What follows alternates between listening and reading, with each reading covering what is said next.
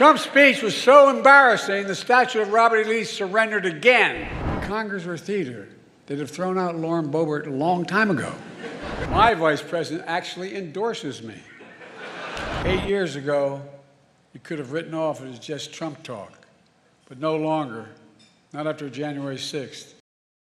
Last night, Joe Biden gave his speech at the White House Correspondents' dinner. Let's just hope next year I'm big time enough to be there myself. No, but for those who don't know, they do these every year and have media members and celebrities, and it's mostly a lighthearted event with jokes. They have comedians do roasts and such. And this year was much of the same, with Biden launching numerous jabs in another speech that just destroys the narrative Republicans try to portray about his health and mental well-being, while also poking fun at it and Donald Trump at the same time. So let's start with Joe Biden's joke about Trump's Civil War comments. And speaking of history, did you hear what Donald just said about the major Civil War battle?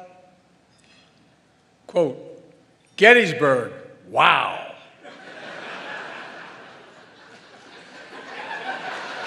Trump's speech was so embarrassing, the statue of Robert E. Lee surrendered again. But look, age is the only thing we have in common. My vice president actually endorses me. Hilarious, brutal, and true. That's the way I like my jokes, and he could have pretty much said the entire party for that matter. Donald Trump's running for president again has single-handedly broke the Republican Party in half, with multiple members of his own administration refusing to endorse him, including his own VP, with other members saying they're going to go as far as to vote for Joe Biden, high-ranking members of the Republican Party like Mitch McConnell choosing to retire rather than leave another stain on their legacy of Trump being president again. The destruction he's brought to the right will be studied for decades. That's for sure. Being here is a reminder that folks think what's going on in Congress is political theater. That's not true. If Congress were theater, they'd have thrown out Lauren Boebert a long time ago. Okay, I highly disagree. They definitely need someone with her expertise in reaching across the aisle and working hands-on in a theater setting. Her ability to perform inside a theater is the exact reason Republicans are floating her as the next possible speaker for the political theater that they have created. To all my friends in the press and Fox News, some of you complain that I don't take enough of your questions. No comment. Of course, the New York Times issued a statement blasting me for, quote, active and effectively avoiding independent journalists. Hey, if that's what it takes to get the New York Times to say I'm active and effective, I'm for it.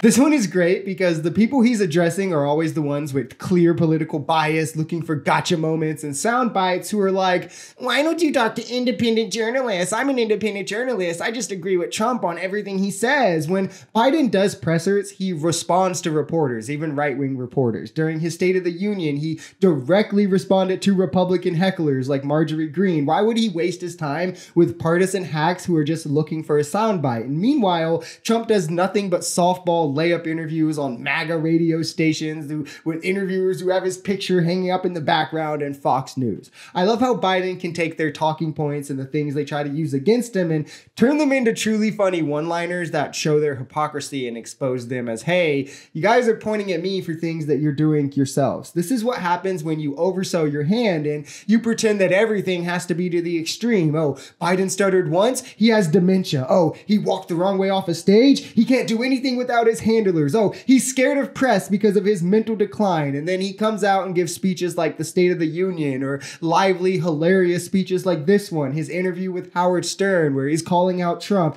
And all of a sudden, Republicans have to say, whoa, he must be on drugs. They gave him something. An 81-year-old man, by the way, who has dementia, according to them, is also on drugs and not having a heart attack. But it's just their last-ditch attempt to save face and not be that embarrassed. The defeated former president has made no secret of his attack on our democracy.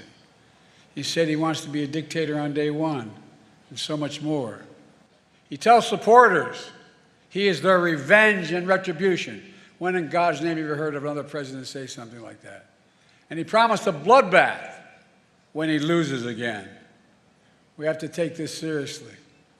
8 years ago, you could have written off it as just Trump talk, but no longer, Not after January 6th. And he's spot on here. At this point, I am so tired of the great Trump on a curve talk from the same people who then turn around and hyperfixate Biden to judge everything that he does. And Trump has shown time and time again that it's not just rhetoric for him. Bill Barr said that he would casually talk about ordering hits or assassinations of people who made him mad. And now Trump's lawyer is in front of the Supreme Court arguing that presidents should have immunity for exactly that. Trump told people to go to the Capitol. He told them to fight like hell. He pressured high-ranking officials, made the call, I need 11,740 votes, however many. And at the end of the day, we can't weigh our country, weigh our democracy, our future on the hopes that Trump will be too stupid to be successful again. And that all his words are just words and he doesn't really mean it. He doesn't really want to be a dictator. And if he does, he's only going to be a dictator for one day and then he's going to turn power back over. It especially gets tiring when they use this as justification or an excuse for all his gaffes as well. Like, oh,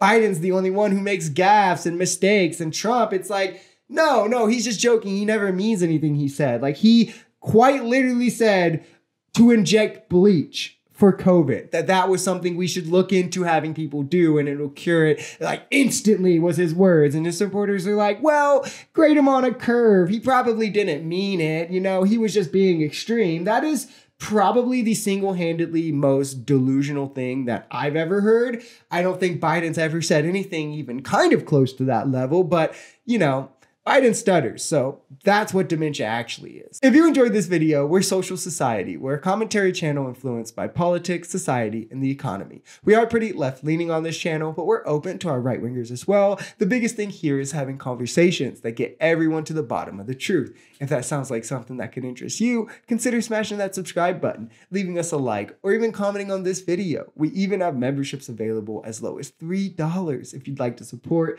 because the only way we become a society is together. Peace.